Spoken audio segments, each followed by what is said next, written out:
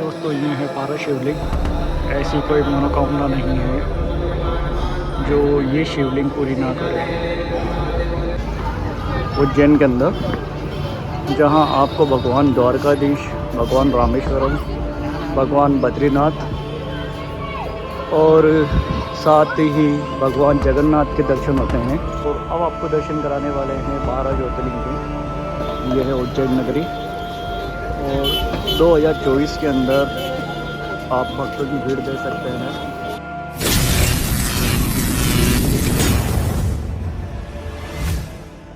तो मित्रों, आज पहुंच चुके हैं हम उज्जैन महाकाल के दर्शन के लिए। आज है 1 जनवरी 2024।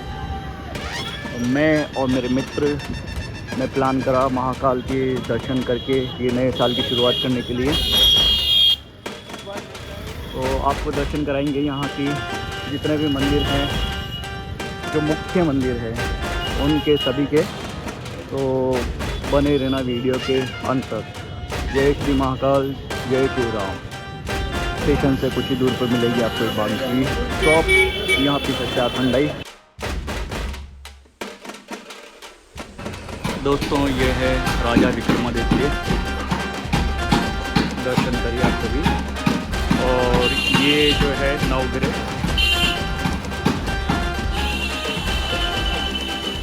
और इधर है सप्तऋषि।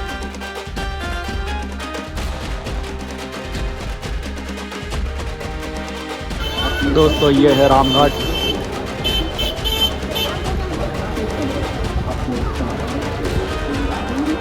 यहीं बहती है शिप्रा नदी।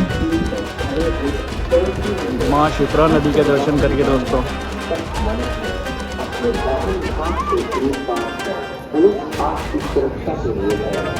ये जो नदी है कभी उज्जैन महाकाल के मंदिर को टच होते हुए निकलती थी।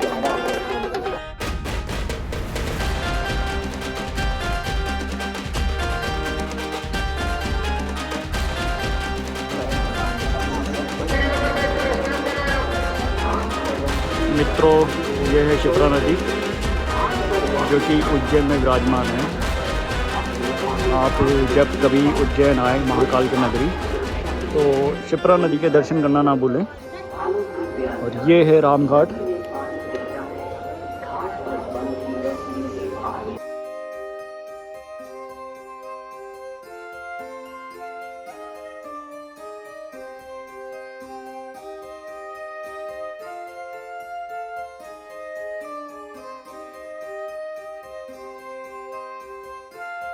तो ये है विश्व का सबसे बड़ा पारस शिवलिंग।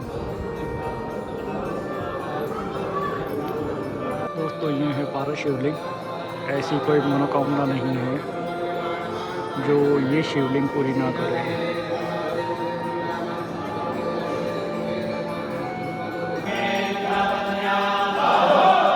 दोस्तों ये है मनोकामना सिद्ध हनुमान मंदिर। ऐसी कोई मनोकामना नहीं है जो हनुमान जी यहाँ पूर्ण नहीं करते हैं।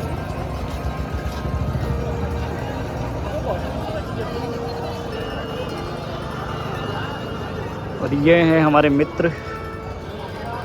क्या कर रहे हो भैया? तो जब बूढ़ा बूढ़ा हो जाएगा ना और जब इंडिया में आएगा तो ये जटा अटा रख के ऐसा लगेगा।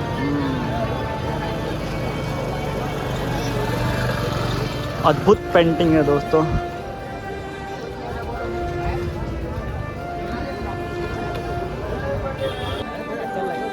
ये है शिव भक्त महादेव प्रेमी जो कि उज्जैन नगरी में दर्शन करने के लिए आए हैं। दोस्तों महाकाल के भक्तों का तादाद धीरे धीरे बढ़ती जा रही है। सुबह जो भीड़ थी थोड़ी कम थी और अभी शाम होने को आई है। जैसे जैसे शाम हो रही है दोस्तों, भीड़ देखिए आप, वैसे वैसे बढ़ती जा रही है। दोस्तों न्यू ईयर की वजह से भीड़ काफ़ी ज़्यादा होने के कारण रास्ता बहुत बड़ा बढ़ा दिया गया है। ये न्यू कॉरिडोर से होते हुए रास्ता अभी कर दिया गया है। बहुत लंबा रास्ता है दोस्तों। और वो जो आप शिखर देख रहे हैं मंदिर का, वो है उज्जैन महाकाल के मंदिर।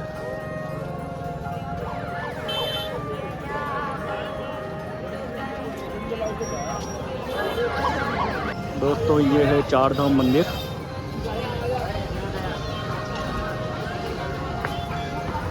उज्जैन के अंदर, जहां आपको भगवान द्वारकाधीश, भगवान रामेश्वरम, भगवान बद्रीनाथ और साथ ही भगवान जगन्नाथ के दर्शन होते हैं। तो आप चार धाम के दर्शन नहीं कर सकते हैं तो यहाँ आकर आप चार धाम दर्शन ज़रूर कर सकते हैं। तो उज्जैन जब कभी भी आएँ, तो महाकाल मंदिर के पास ये मंदिर है दोस्तों, चार धाम मंदिर, तो यहाँ दर्शन ज़रूर करें।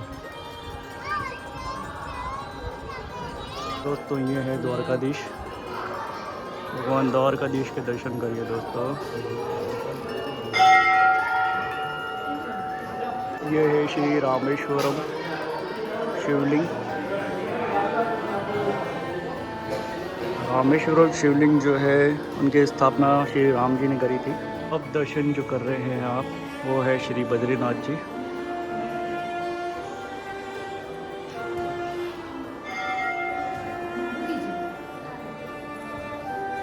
और अब आपको दर्शन करा रहे हैं श्री जगन्नाथ जी के।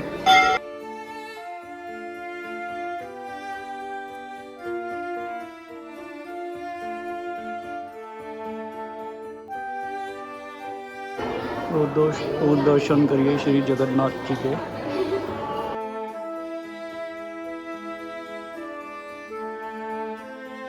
और यहीं चार धाम मंदिर के अंदर आपको ये कृत्रिम गुफा दिखती है दोस्तों, ये नेचुरल नहीं है।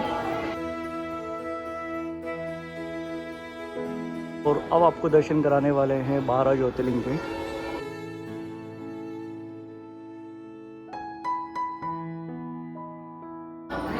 ओम नमः शिवाय। ये हैं सोमनाथ ज्योतिर्लिंग। सोमनाथ ज्योतिर्लिंग की स्थापना दोस्तों कहा जाता है चंद्रदेव ने करवाया था। जब उन्हें दक्ष प्रजापति दिए गए श्राप से मुक्ति मिली थी, तब उन्होंने महादेव से प्रसन्न होकर वहाँ गुजरात में सोमनाथ ज्योतिर्लिंग की स्थापना करी थी।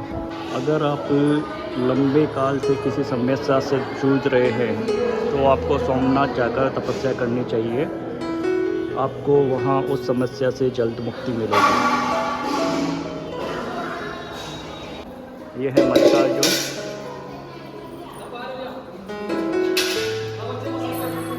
ओमकारेश्वर ज्योतिर्लिंग।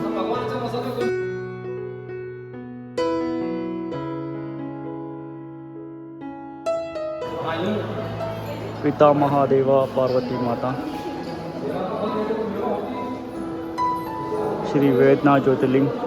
दोस्तों वेदनाथ ज्योतिर्लिंग वो ज्योतिर्लिंग है जो कि रावण के द्वारा स्थापित किया गया है, जिसे वो अपने श्रीलंका ले आया था। अगर आपको कोई धन की कामना है, अगर कोई कामना है, तो आपको वेदनाथ के दर्शन करने चाहिए। वेदनाथ ज्योतिर्लिंग के दर्शन आपकी हर कामना को पूर्ण कर सकते हैं। भीमा शंकर। जय शिव शंभो।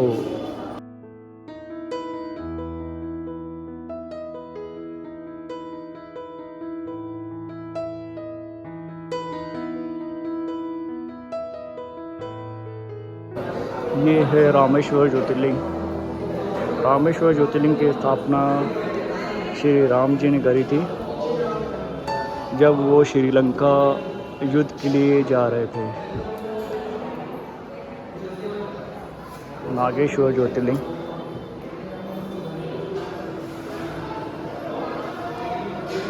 काशी विश्वनाथ ज्योतिर्लिंग। त्र्यंबकेश्वर ज्योतिर्लिंग। दोस्तों त्र्यंबकेश्वर ज्योतिर्लिंग के अंदर आपको 3 शिवलिंग नज़र आएंगे। ये एकमात्र ऐसा शिवलिंग है जिसके अंदर ब्रह्मा, विष्णु, महेश, आप तीनों देव के दर्शन करते हैं। बाकी शिवलिंग के अंदर आपको सिर्फ महादेव के दर्शन होंगे दोस्तों जीते जी आपको अगर मोक्ष चाहिए तो आप केदारनाथ जाइए, वहाँ तपस्या करिए। कि साधना में जाना है तो आप केदारनाथ जा सकते हैं। स्वर्ग अगर पाना है आपको तो केदारनाथ जाइए। और अगर मरने के बाद में आपको मोक्ष चाहिए तो आपको काशी विश्वनाथ जो है ज्योतिर्लिंग में मिल सकते हैं। ज्योतिर्लिंग में से महाकाल ज्योतिर्लिंग वो ज्योतिर्लिंग है जो आपको भय मुक्त कराता है। तो आप महाकाल की उपासना करिए दोस्तों, जो कि आपको हर भय से मुक्त करता है और आपको लंबी उम्र प्रदान करता है। वो जय महाकाल। तो दोस्तों ये थे 12 ज्योतिर्लिंग। जैसा कि मैंने अभी बताया था, अगर आपको भय है तो भय के निवारण के लिए आप उज्जैन महाकाल के दर्शन करिए, उनकी उपासना करिए और भय मुक्त होइए, लंबी उम्र पाइए दोस्तों। अगर आपको कामना है धन की तो रावण द्वारा स्थापित वेदनाथ शिवलिंग की दर्शन करिए, ज्योतिर्लिंग के दर्शन करिए। अगर आप किसी लंबी बीमारी से जूझ रहे हैं, शारीरिक किसी लंबी बीमारी से लंबे काल से जूझ रहे हैं, तो आपको सोमनाथ के दर्शन करने चाहिए। सोमनाथ ज्योतिर्लिंग के दर्शन करने चाहिए, जो कि चंद्रदेव ने स्थापित करा था।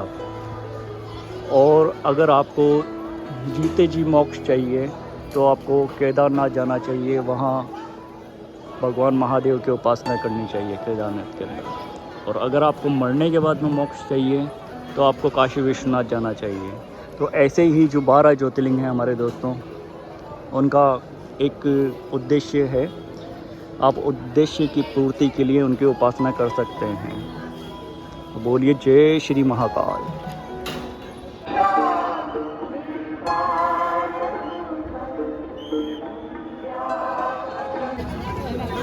ये है रुद्राक्ष की दुकान दोस्तों, जहां आप 10 रुपये के अंदर एक ओरिजिनल रुद्राक्ष ले सकते हैं। ये देखिए ये फल होता है। इस फल को आप रात को भिगो कर रखेंगे और सुबह ब्रश से साफ कर लेंगे तो बिल्कुल ऐसा बाहर निकलेगा। तो ये है ओरिजिनल रुद्राक्ष, जो कि आप 10 रुपये में उज्जैन महाकाल के मंदिर के पास ही ले सकते हैं। ये शॉप है और ये नंबर है पीछे। यहाँ आप कांटेक्ट कर लेना तो आपको शॉप का एड्रेस मालूम चल जाएगा। ये यहाँ से 4 धाम मंदिर जो है पास ही है, और ये 4 धाम मंदिर गौशाला, उसी के जस्ट सामने ये शॉप है।